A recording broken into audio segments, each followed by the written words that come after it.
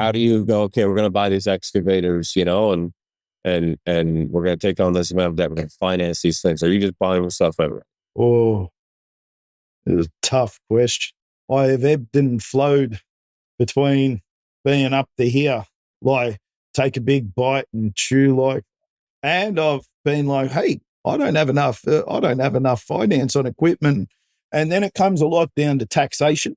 In Australia, they give you really big tax breaks for financing and leasing equipment. So the interest is a deduction. So you're not paying on that. I shouldn't say that they give you big tax breaks for leasing equipment. I'm saying that if you pay it off over 4 years, it is in line with the tax breaks that they can give you on the equipment, the depreciation, because they'll allow you to write off a certain amount per year. You can write off depreciation. Yes. Same as here. The same as there. But so if you dump 300K on a digger in 1 year, then you end up paying 150 on top of that in tax, because that's the tax rate. However, if you finance 300K on a machine, then over the 4 years, it'll match up and you'll end up at zero. Oh, well, you'll end up balancing it out, the taxation versus what you're putting in. So, and that's, I think, important to understand, but to match up to your revenue. We could probably, I'm not an accountant as well as an economist. So, always make sure to get your own financial advice, because I am absolutely certain that different states in Canada do different stuff. America's different and Europe's different. But you get good people around you. When have I been over leveraged? Multiple times. When have I been under leveraged? Multiple times. When have I had too much gear? Right now, I don't need the amount of gear that I got. It's not being utilized as much as it could be. Do you start offloading stuff for some cash, like looking ahead, like, okay, we might run into a crunch where we could use some cash, or, okay, things will pick up and I'm optimistic, I'm going to keep the gear? Both. You need to have some depth for cash. I was talking to Herb Sargent the other day, and he talks about, I call it depth, he calls it altitude. He's like, if you're flying at 30,000 feet in a business and you've got good bank account, lots of money, and then you drop a little bit, you're all good. Drop from 30,000 feet to 20,000 feet, no problem. If you're flying at the tree line and you drop a little bit, you're in deep shit.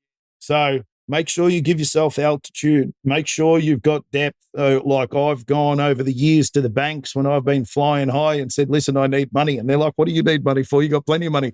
I'm like, well, when I need it, you're not going to give it to me. So what can you give me now that I don't need? That's actually a really good point, Jimmy. We have been in that scenario as well, too, where you have money and the bank's calling you. Be like, hey, you guys should really, keep your cash and run on an extended line of credit. Well, you can help me give some wiggle room here.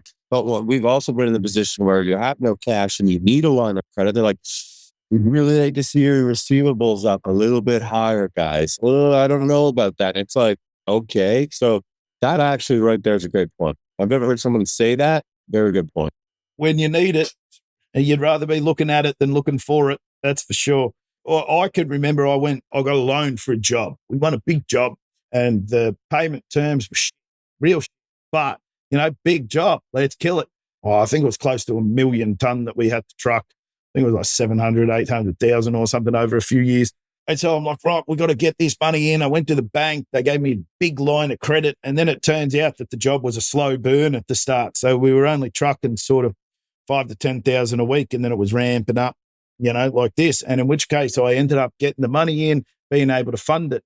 Went back to the bank and I said, I just want to downgrade that from this to this. And they're like, well, you don't need it anymore because you're funding the job. We can see. And I'm like, yeah, but if I do need it, I'm not going to have it then. So why don't we just leave it there? And, you can get some fairly cheap line items. I'm sure it's the same over there, that if you haven't drawn down on them, only cost you, a couple of grand a month to keep open, and can sit there and in the back end. And hopefully if a rainy day comes, then, you've got a bit of a nest egg to go and play with rather than selling the equipment at a shit rate.